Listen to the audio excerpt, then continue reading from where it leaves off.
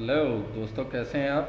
तो HSGQ की mini OLT की दूसरी वीडियो के साथ हाजिर हैं। तो आइए देखते हैं इसको लॉगिन कैसे करना है। लॉगिन के लिए सबसे पहले आपको पता है कि आपके लैपटॉप पे जो भी लैन कार्ड है उसमें आपको IP डालना होगा। IP डालने के लिए आप इसकी कॉन्फ़िगरेशन ओपन करें और लैन कार्ड के लिए 192.168.100.100 IP ऐड कर दें। तो ये मैं ऑलरेडी ऐड कर चुका हूँ, आपको दिखाने के लिए खोला था। तो आइए OLT की तरफ चलते हैं। या फिर इसको एक और बात है, मतलब आप पिंग करके भी चेक कर सकते हैं कि OLT अवेलेबल हो गई है। एक तो ये कि OLT की NMS की लाइट जो है वो ब्लिंक कर रही होगी NMS की। अगर NMS की लाइट आपके कंप्यूटर के साथ अटैच होने के बाद ग्रीन हो जाए तो इसका मतलब OLT का NMS अटैच हो गया है। बस ये कि आप IP डालें और OLT को पिंग करके देख लें एक बार। 100.1 जो है 192.168.100.1 जो है वो IP है OLT का।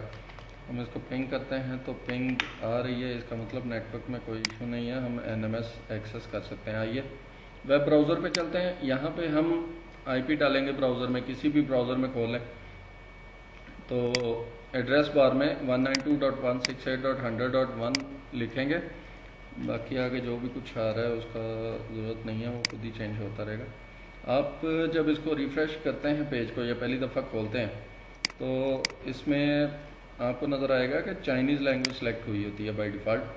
इसको आप इंग्लिश पे क्लिक कर लें और रूट यूज़र लगा दें और पासवर्ड जो है वो एडमिन कर दें।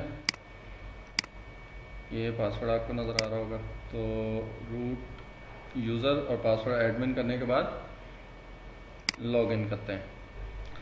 दोस्तों का सबसे पहला सवाल इसमें ये आता है कि इसमें VLAN नहीं बनती। तो VLAN नहीं बनती, बेसिकली इसकी वजह ये है कि VLAN ऑलरेडी इसमें तमाम की तमाम बनी भी हुई हैं और टैग भी की हुई हैं। आपकी तमाम पॉन पोर्ट पे अवेलेबल हैं और आपकी तमाम अपलिंक पोर्ट्स पे अवेलेबल हैं।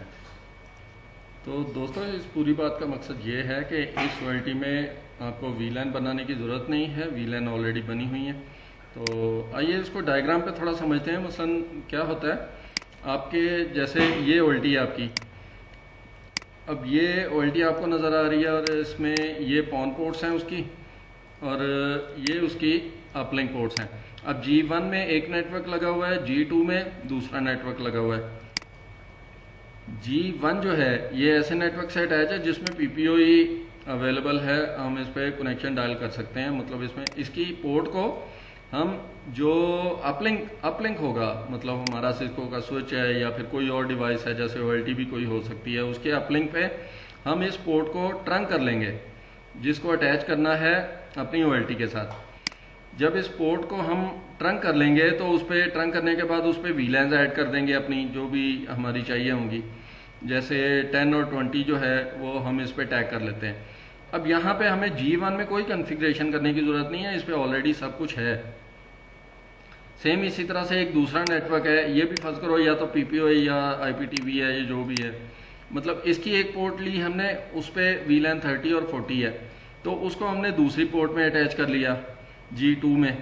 तो इस पोर्ट को भी इसी तरह से हमने ट्रंक किया और VLANs ऐड कर दी जो भी हमें ज़रूरत थी। आप इसमें कोई भी VLAN टैग कर सकते हो जो आपके नेटवर्क के साथ कनेक्ट करती हो OLT को। तो यहाँ पे हमें OLT के अंदर कोई कॉन्फ़िगरेशन करने की ज़रूरत नहीं है। आपने सिंपल ये करना है कि पॉन पोर्ट को लें, पॉन पोर्ट को स्प्लिट करते करते करते आप अपने ONU लगाने शुरू करें। सिर्फ और सिर्फ ONU के अंदर जब आप कनेक्शन बनाते हैं तो ONU के अंदर आपने VLAN डालनी है जो भी आपकी यहाँ पे अवेलेबल है या यहाँ पे अवेलेबल है। वो VLAN जब डालेंगे, फर्ज करें आप 10 डालते हैं तो इसका मतलब है ये ONU इससे कनेक्ट हो जाएगा डायरेक्टली, और 20 डालते हैं फिर भी ये इससे कनेक्ट हो जाएगा। अगर आप 30 डालते हैं तो इसका मतलब है ये इससे कनेक्ट हो जाएगा। जो भी सर्विस इसमें आ रही है वही सर्विस इसकी अवेलेबल होगी ONU के अंदर। अब अगर आप 40 डालते हैं तो भी ये इसी डिवाइस से कनेक्ट होगा। तो ये OLT में आपको बताता हूँ। OLT में दूसरे जो फंक्शन है वो भी सेम उसी तरह से जैसे HHG के तमाम मॉडल्स में अवेलेबल हैं। ये एक बेसिकली ऑटोमेटेड VLAN कॉन्फ़िगरेशन जो हुई है इस पर, आपको इस पर कुछ VLAN वगैरह की कॉन्फ़िगरेशन करने की ज़रूरत नहीं है। बस अपनी पॉन पोर्ट को देखें, पॉन पोर्ट के डायग्नोज देखें, आपके जो SFP इसमें कोई SFP नहीं लगी, नॉट डिटेक्टेड आ रही है। जब भी SFP लगाएंगे आप इसके अंदर, ये डिटेक्टेड भी हो जाएगी और उसकी पावर भी बताएगी। इसी तरह से ONU में जब जाएंगे, ONU में भी सेम इसी तरह से आपके जितने ONU होंगे उनकी रिसीव पावर और जो भी डिवाइस टाइप है और इसकी जो बाकी पर्टिकुलर्स इसके हैं वो सारे यहाँ पे शो हो रहे होंगे। इसकी दूसरी वीडियो में हम आपको इसकी डिटेल बताएंगे और इसको OLT को चलता हुआ दिखाएंगे कि ये कैसे काम करती है। तो VLAN के लिए आप अपने माइंड को क्लियर कर लें, ये automatically configured already built in VLANs इसमें कॉन्फ़िगर्ड है, ठीक है।